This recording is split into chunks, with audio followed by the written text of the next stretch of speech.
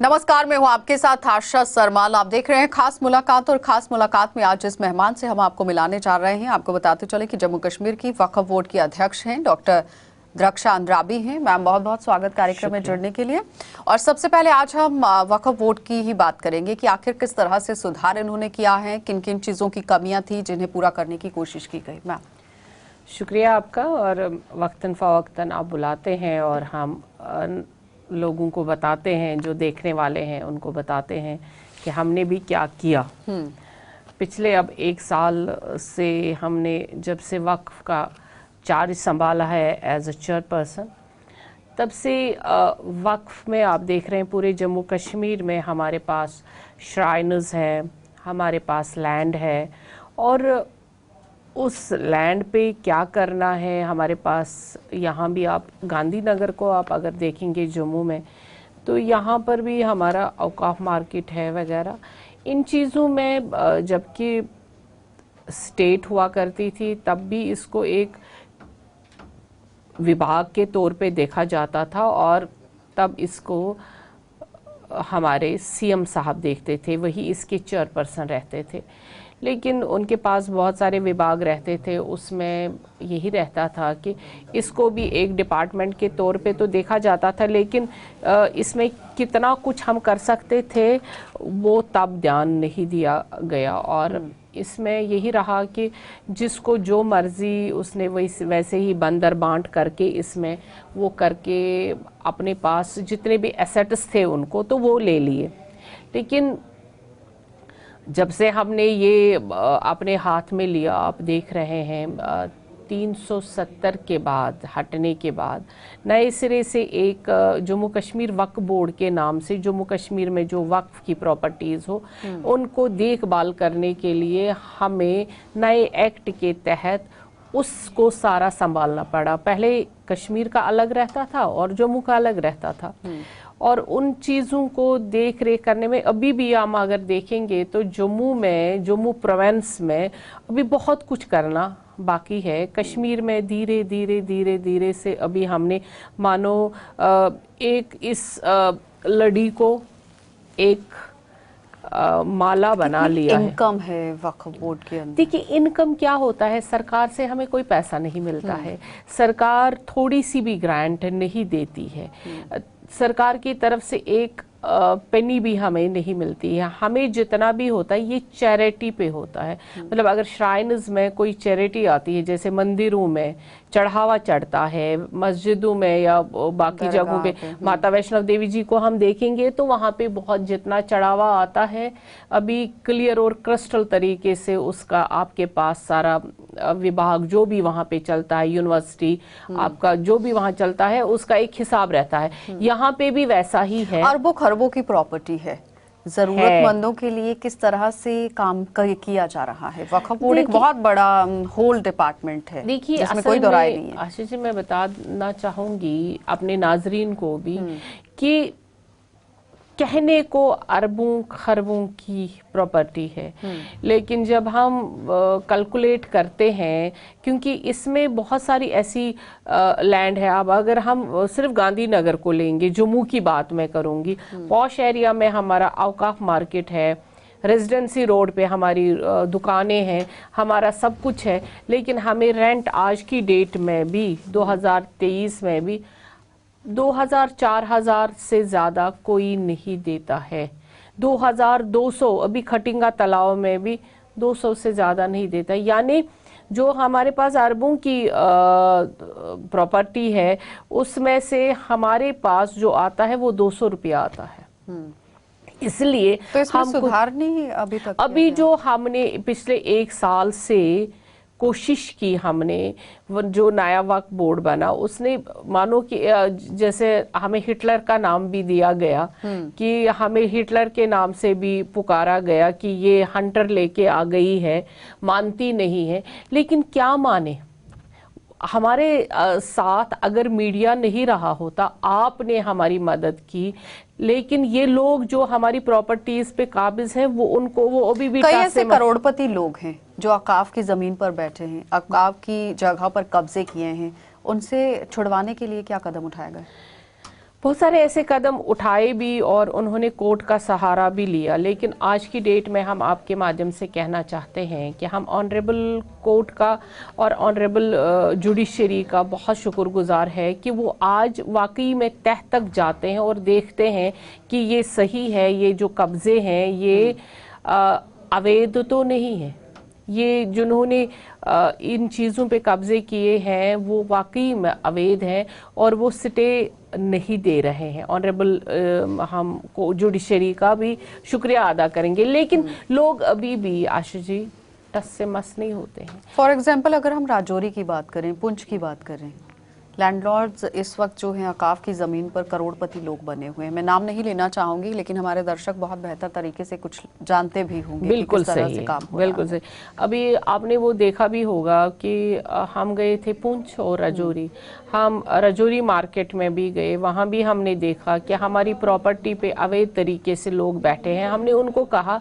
कि हम किसी को बेरोजगार नहीं करना चाहते हैं, लेकिन आप ऊपर वाले का खौफ खाइए, जिस प्रॉपर्टी से आप बच्चे पाल रहे हैं, सब कुछ कर रहे हैं, आप अपने सेल्समैन को भी 20,000 तनख्वाह देते हैं, लेकिन आप वक्फ डिपार्टमेंट को 2,000 देने या 4,000 देने में राजी नहीं है। उस पर आप हंगामा कर देते हैं, बाजार बंद कर देते हैं, तमाम लोगों को, लीडरों को आप पीछे लगते हैं, सड़कों पे आते हैं, लेकिन वो 4,000 देने तक भी राजी नहीं है। तो जो उन्होंने अरबों की प्रॉपर्टी पे कब्जा करे हुए हैं उसकी तरफ वो लेकिन देख लें। द्रक्षा जी, कुछ ऐसे केसेस भी सामने आए थे जिसमें ये था कि अगर एक दुकान चला रहा है तो वो ही सिर्फ नहीं है, वो आगे बेच चुका है, थर्ड पार्टी के पास वो जा चुकी है, तो उस केस में किस तरह से कार्रवाई कर रहे देखिए, हैं? हमने अभी जो बोर्ड की मीटिंग थी और जो हमारा कानून है, जो लॉ है, कि एक तो जो अगर आपके पास हमारी दुकान है तो सिर्फ आप ही उसमें रह सकते हैं, आप दूसरे को बेच ही नहीं सकते हैं। जैसे आपने खुद फरमाया कि थर्ड पार्टी के पास ये गया है तो उनको वो वापस करना पड़ेगा और हम वक्फ डिपार्टमेंट उसको सीज करके सील कर सकता है और हम उसको नए सिरे से ऑक्शन कर सकते हैं। ज़मीन है, ज़ियारत है, और जम्मू कश्मीर में हमारे तो अनगिनत हैं आप जिनकी काउंटेबिलिटी तो हो ही नहीं सकती, आप काउंट ही नहीं कर सकते, अनकाउंटेबल हैं, लेकिन उस पर अभी तक निगरानी सिर्फ वो कागजों में है।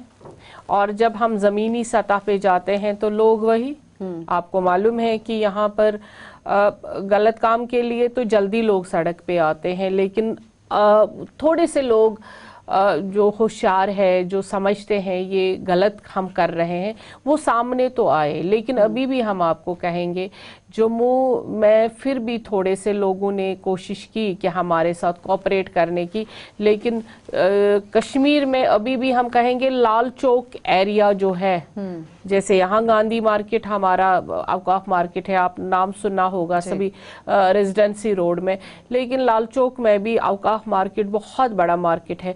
अभी वो टस से मस नहीं हो रहे हैं, वो अभी भी 200-300 ही हमें दे रहे हैं, सिर्फ मीटिंगों पे मीटिंग, मीटिंगों पे मीटिंग। 1 साल हो गया मीटिंगों से मीटिंग ही वो, और जब हम किराया मांगते हैं तो कहते काम ही नहीं है ना। तो आपको नहीं लगता ऐसे लोगों के खिलाफ स्ट्रिक्ट एक्शन कार्रवाई? अब तो नेक्स्ट जो स्टेप है, हमने 1 साल दे दिया, 1 साल 1 महीना दे दिया, अब अगला स्टेप जो होगा वो कार्रवाई का होगा। वैसे भी हिटलर के नाम से जानी जा रही हैं, तो ऐसा नहीं लगता है कि एक ही बार में कार्रवाई करनी चाहिए? अब तो वो होगा कि आर हो या पार हो, अब तो काम करना ही है, क्योंकि उसके बगैर अब हमारे पास कोई चारा ही नहीं। रेजिडेंसी रोड में जो नई बिल्डिंग बनाई गई अकाफ की, काफी दुकानों को अलॉट भी किया गया, टेंडर प्रोसेस वहां पर हुआ। बिल्कुल, अब जो नए सिरे से हम कर रहे हैं वो बाज़ाब्ता आप देखते होंगे कि अखबारों में आ जाता है, टेंडर होता है, उसमें आजकल आप देखेंगे जो नए पढ़े लिखे नौजवान आए हैं, और हमें अच्छा लग रहा है कि यूथ आ रहा है और वो एक प्रॉपर तरीके से आ रहा, प्रॉपर चैनल से आ रहा है, वो एक तो प्रीमियम भी अच्छे से दे रहा है और रेंट डीड जो उनके साथ हुआ है वो भी हमारे साथ अच्छे तरीके से हुआ है, ताकि उनका कारोबार भी चले और वक्फ को भी कोई नुकसान ठीक है। बाबा गुलाब शाह बादशाह यूनिवर्सिटी की बात करूंगी, लगभग 42 से 46 करोड़ रुपए डिपार्टमेंट वहां पर देता था, लेकिन कुछ समय से वो बंद कर दिया गया, क्यों? बिल्कुल, क्योंकि अब हमारे पास जो पैसा है वो है ही नहीं, जो पहले उन्होंने लूटा है हमारे से यूनिवर्सिटी ने, और उसके एवज में उन्होंने हमें कुछ नहीं दिया है।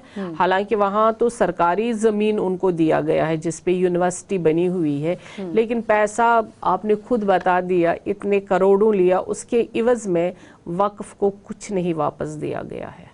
और अब हमारे पास पैसा ही नहीं है, कोविड में बिल्कुल ही नहीं। और वहाँ जो श्राइन की हालात है, वहाँ पर गेस्ट हाउसेस होने चाहिए थे, वहाँ पे लोगों की सहूलियत के लिए, जो मुसाफिर लोग आते हैं, जो ज़ायरीन आते हैं, उनके लिए जो गेस्ट हाउस होने चाहिए। मस्जिद वहाँ अभी नहीं बनी है, चूँकि उन्होंने वहाँ से पैसा उठा के यूनिवर्सिटी को दिया और यूनिवर्सिटी ने उसके एवज में हमें कुछ नहीं दिया।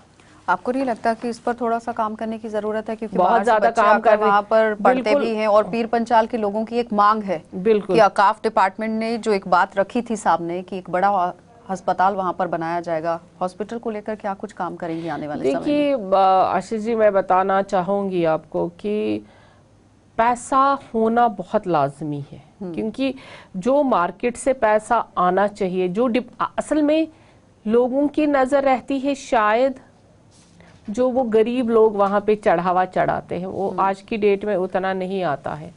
चढ़ावा आज की डेट में निस्फ से ज़्यादा कम हो गया। हमारे पास जो प्रॉपर्टी है, प्रॉपर्टी का पैसा इन चीज़ों में लगता है, जैसे हॉस्पिटल में लगेगा, जैसे यूनिवर्सिटी में लगेगा। वो लोग उसकी तरफ देख नहीं रहे, वो सोचते हैं, जिनके पास हमारी दुकानें हैं, जिनके पास हमारी ज़मीन है, वो सोचते हैं ये हमारा है। जो गरीब लोग चढ़ावा मुर्गा या बेडू लाते हैं वो उसकी तरफ नज़र रख रहे हैं। वहाँ पे 24/7 वहाँ लंगर चलता है शादरा शरीफ में, और वहाँ पे हज़ारों लोग खाना खाते हैं, यानी जो वो चढ़ावा आता है, चढ़ावा लंगर वगैरह में चढ़ता है। और वहाँ जो आज की डेट में है, मस्जिद की कमी है, वहाँ पे बहुत सारा इंफ्रास्ट्रक्चर बनाने की ज़रूरत है। उसके लिए हमें पैसा चाहिए, गवर्नमेंट तो देती नहीं है, गवर्नमेंट वैसे भी नहीं देगी, क्योंकि ये चढ़ावा उसी में लगना चाहिए। और रही हॉस्पिटल की बात, उसके लिए वो पैसा लगता जो हमें किराए से आता, जो जिनके पास हमारा लैंड है उससे आता, वो देने को तैयार ही नहीं है। लेकिन कहा जाता है कि औकाफ डिपार्टमेंट के पास तो इतना पैसा है कि जितना मंथली बजट जो है वो सरकार का है, उसके बराबर का मतलब पैसा वो आएगा कहाँ से के अंदर? वो आएगा कहाँ से पैसा? पैसा तब आता है जब आप किराया देते हैं। पैसा तब आता है, या तो ऐसा हो कि एक ही दम में हम सारे जितने भी हमारे ये रेंट डीड्स पे बैठे हुए, उनसे हम सारी एक ही बार वो सारी प्रॉपर्टी छीन ले, तो फिर गवर्नमेंट के पास जितनी प्रॉपर्टी है, जितने भी करोड़पति लोगों ने जमीनों पर कब्जे किए गए हैं उन पर तो कार्रवाई हो सकती है। और जिन लोगों के पास नहीं है जमीन, घर नहीं है रहने के लिए, औकाफ उनकी मदद कर सकता है। देखिए, हम क्या न करते तो क्या करें, क्योंकि हमारे पास जितना है वो सारा लोगों ने ले लिया है, उनके पास है। औकाफ के सिर्फ मानो कि हम ये कह सकते हैं आज की डेट में कि ये मकान मेरा है, लेकिन इस पे कब्जा हो चुका है। हाँ, था तो मेरा। ये बड़े बड़े लीडर्स का कब्जा है, वो कब छुड़ाएंगे? अभी जो आज की डेट में लीडर्स का कहीं पे कब्जा नहीं है। लीडर्स ने आगे वो दे दिया है। पुंछ के अंदर वहां पे जमीनों पे लीडरों ने मकान बनाए हुए हैं। वहां वो कॉलोनी बन चुकी है वक्फ के जमीन में, बहुत जमाना हो गया है। लेकिन पिछली बार जब हम पूछ गए थे, वहां हमने उनको बोला था इसमें रेंट, क्योंकि ये तो देना ही है, आज नहीं तो कल नहीं तो परसों, अगर दरख्शां भी यहाँ पे नहीं रही तब भी उनको ये रेंट देना ही पड़ेगा वक्फ को, अदरवाइज वक्फ का नाम 5 साल के बाद नहीं होगा। ये हम आज दावे के साथ कह सकते हैं। अगर आज लोगों ने हमें साथ नहीं दिया, अगर मीडिया ने भी साथ नहीं दिया होता, तो शायद आज वक्फ डिपार्टमेंट का दरवाज़ा बंद होता, क्योंकि जब हम आए थे तो यहाँ पे तनख्वाहें नहीं थी मुलाजमों के पास। कश्मीर में सिर्फ 25 लाख रुपया हमारे खजाने में था, यानी जहाँ पे करोड़ आपका बजट होता है, यानी आपको देना पड़ता है मुलाजमों को पैसा, वो आपके पास तनख्वाहें नहीं थी, तो बाकी चीजें कैसे चलेंगी? क्या आप मानती हैं कि औकाफ की जो जमीन है उसका सही से इस्तेमाल हो रहा है? अभी के डेट में हो रहा है, क्योंकि अब हमने नए सिरे से जो किया है, पहले नहीं होता था। लेकिन दरगाह जितनी भी हैं जम्मू कश्मीर के अंदर, उसमें से जितने भी चार्जेस आ रहे हैं, जो वहाँ पर चढ़ावा वहाँ पर हो रहा है, जिस तरह से अगर हम अपने दर्शकों को समझाना चाहें कि माता वैष्णो देवी आप जब जाते हैं तो वहाँ पर भी चढ़ावा होता है जो श्राइन बोर्ड के अंडर रहता है, वो कहाँ पर पैसा खर्च हो रहा है, इसकी जवाबदेही कौन है? देखिए, जवाबदेही तो वक्फ बोर्ड ही होता है, क्योंकि वो पैसा, जबकि हमारे लोगों को मालूम होना चाहिए, क्योंकि कश्मीर में स्कूल 19 चल रहे हैं, 19 स्कूल्स, और 19 स्कूल्स में फीस के नाम पे फीस है, फीस के नाम पे, जबकि तनख्वाहें काफ़ी अच्छी है वहाँ पे, जो प्राइवेट स्कूलों से बहुत ज़्यादा है, जो सरकारी स्तर पे दिया जाता है। टीचरों का वहाँ पे 1000-1200 हमारे टीचर है, और उनकी तनख्वाहें भी माशाअल्लाह है, और वो सारा तो वक्फ से ही जाता है, क्योंकि वक्फ समितियां पहले काम करती थी, लेकिन अब आपने टेक ओवर कर लिया है, तो दरगाहों के अंदर कितने चार्जेस अभी तक आप ले चुकी हैं और कितने लेना बाकी? नहीं, मैं नहीं समझी ये सवाल।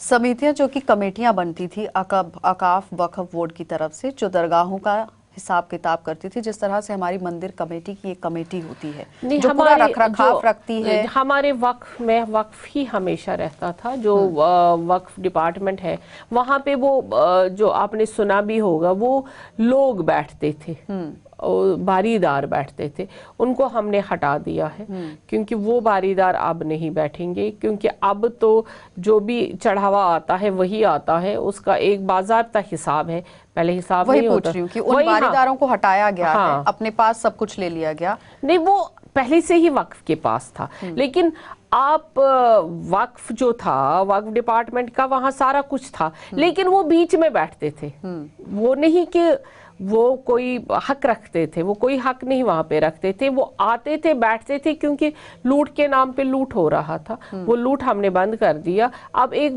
बाज़ाब्ता हिसाबदारी है। पहले जब सरकार होती थी, सरकार में क्या होता था, मैं मिनिस्टर हूँ, मैं चीफ मिनिस्टर हूँ, मैं सरकार से भी पैसा लगाती थी, चलो ये दरगाह बनाते थे या कुछ कर लेते थे वहाँ पे, जो वो पैसा आता था तो वो वैसे ही कहाँ जाता था, वो कहा जाता है कि सरकार भी वक्फ का पैसा नहीं ले सकती है, अगर लेती है तो एज अ लोन लेती है और उसको वापस करना है। देखिए, वो होना चाहिए उस कदर के हम सरकार को दें। अभी मैं सरकार से अपील करूंगी यहाँ से कि हमें तो कुछ आज की डेट में दे, ताकि हम वक्फ डिपार्टमेंट को ऐसा उस स्तर पे लाए जहाँ पे माता वैष्णो देवी जी का स्टैंडर्ड आता है। लेकिन तब भी एक साल में हमने इतना किया है कि आज की डेट में अगर कहीं पे हमें दरगाह ठीक करना है, हमने ये भी कहा है कि जो चढ़ावा आएगा, जैसे मेरे दरगाह शरीफ में, हजरत बल में या यहाँ पे अगर चढ़ावा आ जाता है, वो उसी दरगाह पे खर्च होगा, वो किसी और दरगाह पे या मस्जिद पे खर्च नहीं। अगर शादरा शरीफ का पैसा है, वो सिर्फ शादरा शरीफ पे ही खर्च हो जाएगा, वहाँ के लंगर पे, वहाँ की मस्जिद पे, वहाँ के गेस्ट हाउस पे, और वहाँ पे हम कुछ और फंड्स वगैरह को भी देते हैं। उसके लिए वो जो पहले जाता था हमने बंद कर दिया। हमने कहा नए सिरे से हम देखेंगे ये पैसा जाता है क्या। जिस तरह से हमारी गवर्नमेंट ने, सेंट्रल गवर्नमेंट ने, मोदी जी ने नए सिरे से देखा, चेक कर दिया कि ये जो पैसा आता है क्या वाकई उन लोगों तक पहुंचता है जिनको जाना चाहिए, क्या ऑर्फन्स है या ये किसी और जगह जाता है। तो उसी तरह से जो हमारे वहाँ एडमिनिस्ट्रेटर है, केस ऑफिसर, हमने उनको बोला कि ये बंद करें जो पहला चलता था, अब नए सिरे से देखें और देखें जो वाकई में पुअर है, नीडी है, ऑर्फन्स है, उन तक ये पैसा जाए, जो एक हिस्सा होता है। एक प्रोटेस्ट भी आपके खिलाफ देखे गए, एक नहीं कई तरह के प्रोटेस्ट लोगों ने हम तो चाहते हैं और प्रोटेस्ट हो जाएं, ताकि लोग अवेयर हो जाए कि वाकई में वक्फ भी एक डिपार्टमेंट है और वक्फ जो काम कर रहा है, जैसे आपने कहा कि हिटलर की ही तरह, हम चाहते हैं कि वो काम हो जाए, ताकि हमें इसमें कोई इंसाफ या कोई पॉलिटिक्स रोड़ा ना डाले। जो ये ऊपर वाले का काम होता है। आपको नहीं लगता है कि अवेयरनेस के लिए कैंप्स लगाने की जरूरत है कि बिल्कुल बोर्ड के अंदर क्या कुछ चेंजेस हुई हैं, क्या नई स्कीम्स लेकर आप लोग आए बिल्कुल हैं? होनी चाहिए, और हम चाहते हैं। अभी आज आप कल कश्मीर में भी देखेंगे, जम्मू में भी इसीलिए आई हूँ कि जम्मू में आपको लगता हो, अभी आपका ही सवाल है, अभी जम्मू में वो अवेयरनेस नहीं है, जम्मू में अभी उस तरह से काम नहीं हुआ। Jammu not only Jammu district but Jammu province में उस तरह से काम नहीं हुआ है जिस तरह से अभी कश्मीर में हुआ है।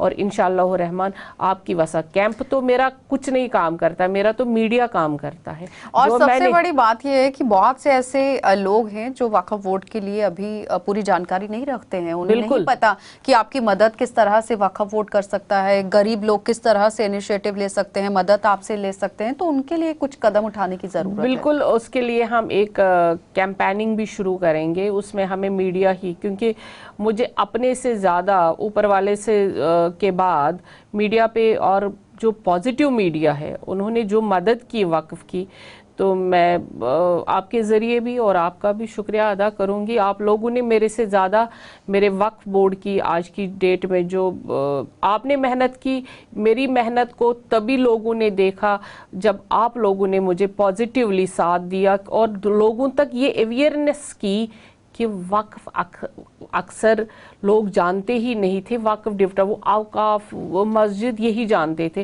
वक्फ क्या है, कॉन्सेप्ट क्या है वक्फ का।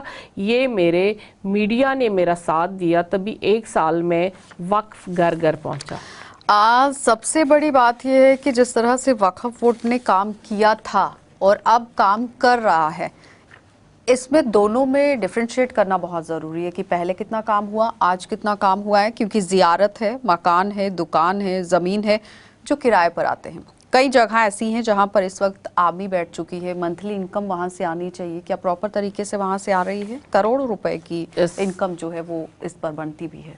देखिए, जब हम हिसाब लगाते हैं तो करोड़ों की बात नहीं होनी चाहिए थी, फिर जो आपका पहला लफ्ज़ था अरबों की होनी चाहिए, लेकिन अनफॉर्चुनेटली अभी लाखों में भी नहीं जा पाते हैं हम, लाखों में भी। तो कोशिश करने के बाद भी